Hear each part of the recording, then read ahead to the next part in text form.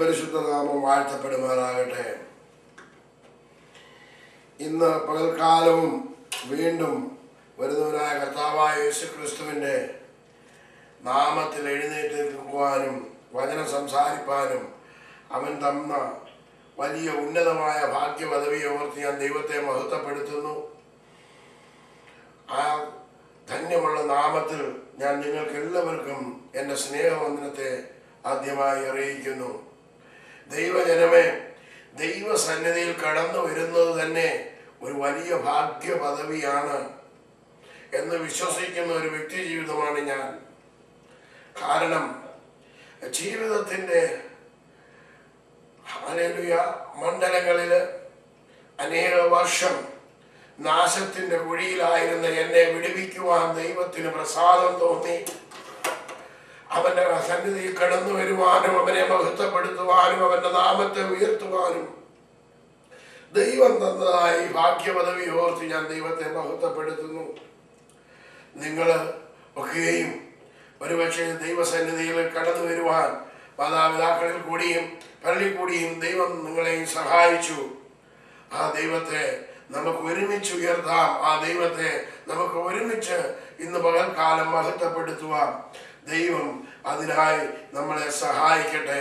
വിശ്വാസത്തിൻ്റെ ഒരു പരിശോധനയാണ് നാം നടത്തിക്കൊണ്ടിരിക്കുന്നത്. നമ്മുടെ ജീവിതം എന്ന് പറയുന്നത്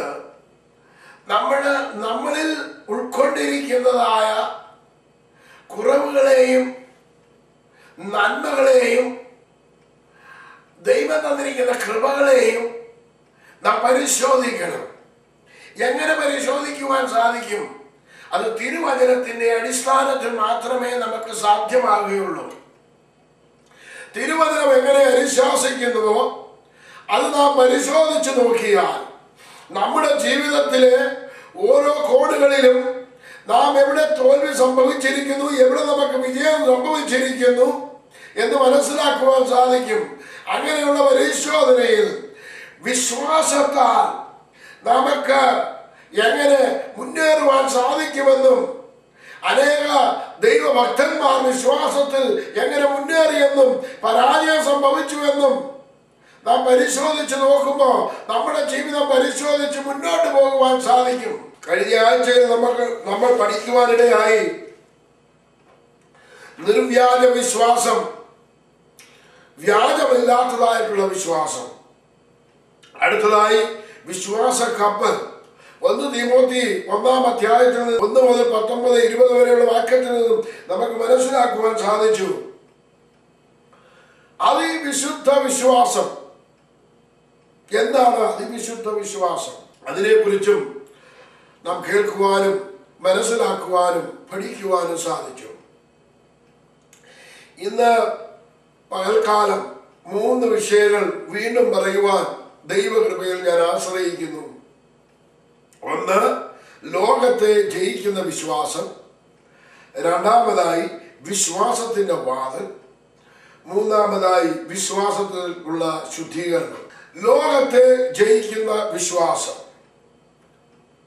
1 യോഹന്നാൻ 5-ാം അധ്യായത്തിനകത്ത് നമുക്ക് വിശ്വാസത്താൽ എങ്ങനെ ലോകത്തെ ജയിക്കുവാൻ സാധിക്കുമെന്ന് അപ്പോസ്തലനായ യോഹന്നാൻ സവിസ്തരം വിശദീകരിച്ചിട്ടുണ്ട്. 4-5 വാക്യം. ദൈവത്തിൽ നിന്ന് ജനിച്ചതൊക്കെയും ലോകത്തെ ജയിച്ചിരിക്കുന്നു. ലോകത്തെ ജയിച്ച ജയമോ നമ്മുടെ വിശ്വാസം തന്നെ. സ്വന്തം യേശു ദൈവപുത്രനെന്ന് വിശ്വസിക്കുന്നവൻ അല്ലാതെ ആരാകുന്നു ലോകത്തെ ജയിക്കുന്നവൻ? വിശ്വാസത്താൽ ലോകത്തെ ജയിച്ചു എങ്കിൽ മാത്രമേ വിശ്വാസ ജീവിതത്തിൽ നമുക്ക് മുന്നേറുവാൻ സാധ്യമാകുകയുള്ളൂ എന്ന് അപ്പോസ്തലനായ യോഹന്നാൻ നമ്മളെ പ്രബോധിപ്പിക്കുന്നു. സ്തോത്രം. കർത്താവായ യേശു പറഞ്ഞു, യോഹന്നാന്റെ സുവിശേഷത്തിൽ നമ്മൾ ഇങ്ങനെ വായിക്കുന്നു, ലോകത്തിൽ നമുക്ക് കഷ്ടമുണ്ട് എങ്കിലും ഞാൻ ലോകത്തെ ജയിച്ചിരിക്കുന്നു. ലോകത്തെ നാം ജയിച്ചില്ല എങ്കിൽ ലോകത്തിൽ നമുക്ക് കഷ്ടമുണ്ട് എന്ന് യേശു കർത്താവ് പറഞ്ഞിരിക്കുന്നു. എന്തുകൊണ്ടാണ് ഈ കഷ്ടം നമ്മളിലേക്ക് വരുന്നത് എന്ന് ചോദിച്ചാൽ യേശു കർത്താവ് പറയുന്നു, നമുക്ക് നാം ലോകത്തെ ജയിക്കണം. ലോകത്തിന്റെ കഷ്ടം നമുക്കുള്ളതല്ല, കഷ്ടം വരത്തില്ല എന്നുള്ളതല്ല ഞാൻ പറഞ്ഞത്. ഇവിടെ 16-ാം അധ്യായം, യോഹന്നാന്റെ സുവിശേഷം 16-ാം അധ്യായം 31-ാമത്തെ വാക്യത്തിൽ, നിങ്ങൾക്ക് എന്നിൽ സമാധാനം ഉണ്ടാകേണ്ടതിന് ഇത് നിങ്ങളോട് സംസാരിക്കുന്നു. ക്രിസ്തുവായ യേശു ക്രിസ്തുവിൽ കഷ്ടമുണ്ടെങ്കിലും സമാധാനം ഉണ്ടാകണമെന്നുണ്ടെങ്കിൽ എന്താണ് വേണ്ടത്? ഇന്ന് ലോകത്തിലുള്ള മനുഷ്യനില്ലാത്തത് സമാധാനമാണ്. നിങ്ങൾക്ക് എന്നിൽ സമാധാനം ഉണ്ടാകേണ്ടതിന് ഇത് നിങ്ങളോട് സംസാരിക്കുന്നു. ലോകത്തിൽ നിങ്ങൾക്ക് കഷ്ടമുണ്ട്, എങ്കിലും ധൈര്യപ്പെടുവിൻ, ഞാൻ ലോകത്തെ ജയിച്ചിരിക്കുന്നു. നാം ആരുടെ പിന്നാലെയാണ് നാം പോകുന്നത്? ആരെയാണ് പിന്തുടരുന്നത്? ആരാണ് നമ്മുടെ നാഥൻ? ആരാണ് നമ്മുടെ നായകൻ? ആരെയാണ് ഞാൻ ആശ്രയം വെച്ചിരിക്കുന്നത് എന്ന് നാം പരിശോധിക്കണം നമ്മളെ തന്നെ. അവൻ പറയുന്നത് ഞാൻ ലോകത്തെ ജയിച്ചിരിക്കുന്നു, അതുകൊണ്ട് നിങ്ങൾ ലോകത്തെ ജയിക്കണം. ലോകത്തെ ജയിക്കണം. ലോകത്തെ ജയിക്കണമെങ്കിൽ നാം എന്ത് ചെയ്യണം? 1 യോഹന്നാൻ 5:1 വായിക്കുന്നു, യേശുവിനെ ക്രിസ്തു എന്ന് വിശ്വസിക്കുന്നവൻ എല്ലാം ദൈവത്തിൽ നിന്ന് ജനിച്ചിരിക്കുന്നു. ലോകത്തെ ആദ്യം ജയിക്കണം എന്നുണ്ടെങ്കിൽ നാം എന്ത് ചെയ്യണം? യേശുവാണ് ക്രിസ്തു എന്ന് വിശ്വസിക്കണം. ഇന്ന് ലോകത്തിൽ മനുഷ്യൻ ചെയ്യുന്നത് അനേക ദൈവങ്ങളെയാണ് ആരാധിക്കുന്നത്. അങ്ങനെ പരിശോധിക്കുവാനുള്ള ദൈവമല്ല നമ്മുടെ ദൈവം, അവനല്ലാതെ വേറൊരു ദൈവവുമില്ല. യേശുവിനെ ക്രിസ്തു അഥവാ അഭിഷക്തൻ എന്ന് വിശ്വസിക്കുന്നവരെല്ലാം ദൈവത്തിൽ നിന്ന് ജനിച്ചിരിക്കുന്നു. അവനാണ് ദൈവത്തിൽ നിന്ന് ജനിച്ചത്. അതുകൊണ്ടാണ് നാം പറയുന്നത്, യേശുവിനെ കർത്താവും രക്ഷിതാവും എന്ന് വിശ്വസിച്ച് നീ എനിക്ക് വേണ്ടി മരിച്ചു, എനിക്ക് വേണ്ടി അടക്കപ്പെട്ടു, ഉയർത്തെഴുന്നേറ്റു, പിതാവിന്റെ വലത്തുഭാഗത്തിരിക്കുന്ന ക്രിസ്തു എന്ന് ഞാൻ വിശ്വസിക്കുന്നവൻ മാത്രമേ ആ രക്ഷ ലഭിക്കുകയുള്ളൂ. യേശുവിനെ ക്രിസ്തു എന്ന് വിശ്വസിക്കുന്നവരെല്ലാം ദൈവത്തിൽ നിന്ന് ജനിച്ചിരിക്കുന്നു. രണ്ടാമത്തെ അതിന്റെ ഭാഗ്യഭാഗം വായിക്കുന്നു, ജനിപ്പിച്ചവനെ സ്നേഹിക്കുന്നവരെല്ലാം അവരിൽ നിന്ന് ജനിച്ചവനെയും സ്നേഹിക്കുന്നു. സ്തോത്രം. ഇന്ന് ലോകത്തെ ശത്രുത്വം എന്തുകൊണ്ടാണ്? ഇവിടെ പറയുകയാണ്, അവനിൽ നിന്ന് ജനിച്ചവനെ എല്ലാം അവര് സ്നേഹിക്കുന്നു. ക്രിസ്തുവിൽ നിന്ന് ജനിച്ചവൻ, ദൈവത്തിൽ നിന്ന് ജനിച്ചവൻ ദൈവത്തിൽ നിന്ന് ജനിച്ചവനെയും സ്നേഹിക്കുന്നു. ഞാന് അനേക രാജ്യങ്ങളിലും ദേശങ്ങളിലും പട്ടണങ്ങളിലും ഗ്രാമങ്ങളിലും ഒക്കെ കടന്നു പോകുവാനിടയായി. ദൈവസ്നേഹം എന്താണെന്ന് മനസ്സിലായി. ഈ ചെന്ന സ്ഥലങ്ങളിലൊക്കെയും മനുഷ്യർ സ്നേഹിക്കുന്നതും ആദരിക്കുന്നതും കണ്ടാൽ നമുക്ക് മനസ്സിലാകും അതാണ് ദൈവസ്നേഹം. ജനിപ്പിച്ചവനെ സ്നേഹിക്കുന്നവനെല്ലാം അവനിൽ നിന്ന് ജനിച്ചവനെയും സ്നേഹിക്കുന്നു. അതുകൊണ്ടാണ് ജനങ്ങളെല്ലാം സ്നേഹ ആദരവോടുകൂടി നമ്മളെ സ്വീകരിക്കുന്നതും പരിപാലിക്കുകയും ചെയ്യുന്നത്. സ്തോത്രം.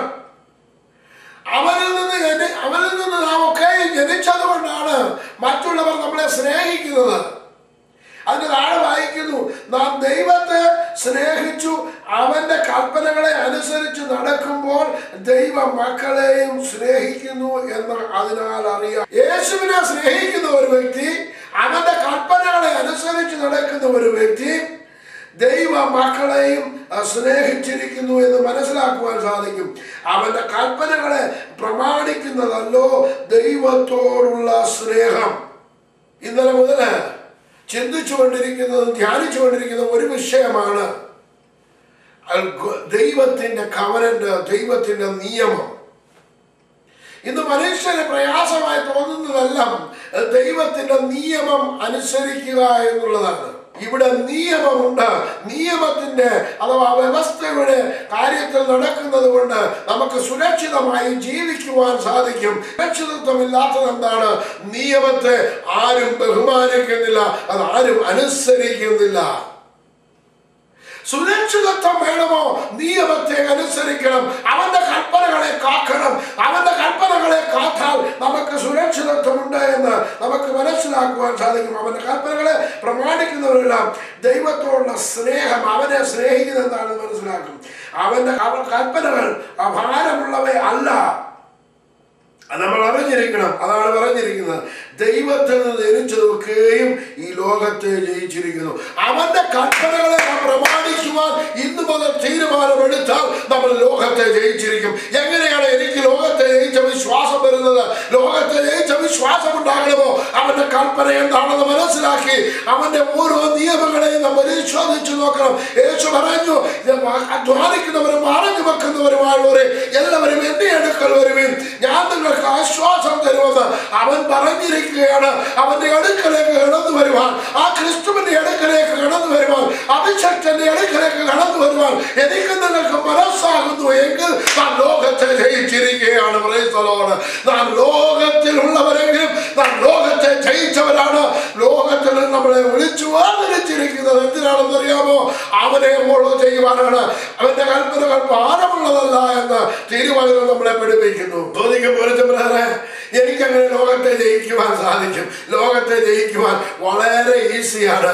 നാം അവനെ ഫോളോ ചെയ്യണം, അവനെ നാം പിന്തുടരുന്നവരായി മാറണം, അവനെ പിൻപറ്റുന്നവരായി മാറണം. എങ്കിൽ മാത്രമേ, കാരണം യേശു പറയുകയാണ്, നിങ്ങൾ ഭയപ്പെടേണ്ട, ഞാൻ ലോകത്തെ ജയിച്ചിരിക്കുന്നു.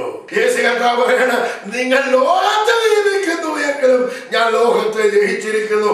അതുകൊണ്ടാണ് യേശു കർത്താവ്, സ്വന്തം യോഹന്നാന്റെ സുവിശേഷം 17-ാമത്തെ അധ്യായത്തിനകത്ത് നിങ്ങൾ വളരെ പരിശോധിച്ചു നോക്കണം. സ്തോത്രം. 17-ാമത്തെ അധ്യായത്തിനകത്ത് നമുക്ക് വേണ്ടി ഒരു വളരെയേറെ ഉന്നതമായ പ്രാർത്ഥന യേശു കർത്താവ് പ്രാർത്ഥിച്ചിട്ടുണ്ട്. സ്തോത്രം.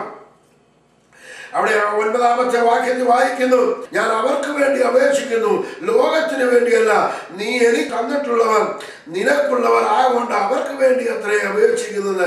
എന്റേതല്ല നിന്റേതും, നിന്റേത് എന്റേതുമാകുന്നു. ഞാൻ അവരിൽ മഹത്വപ്പെട്ടിരിക്കുന്നു. ഇനി ഞാൻ ലോകത്തിൽ ഇരിക്കുന്നില്ല, ഇവരോ ലോകത്തിൽ ഇരിക്കുന്നു. ഞാൻ നിന്റെ അടുക്കൽ വരുന്നു. പരിശുദ്ധ പിതാവേ, അവർ നമ്മെ പോലെ ഒന്നാകേണ്ടതിന് നീ എനിക്ക് തന്നിരിക്കുന്ന നിന്റെ നാമത്തിൽ അവരെ കാത്തുകൊള്ളണമേ. ലോകത്തെ ജയിക്കണമോ? അവനെ പിൻപറ്റണം. ലോകത്തിനെ ജയിക്കുവാൻ ആ വിശ്വാസത്താൽ നാം നേടിയെടുക്കണം. Praise the Lord. കർത്താവേ, വിശ്വാസ ജീവിതം എന്ന് പറയുന്നത് നിന്നെ പിൻപറ്റുന്നതാണ്. ലോകത്തെ ജയിക്കണമോ? ലോകത്തിൽ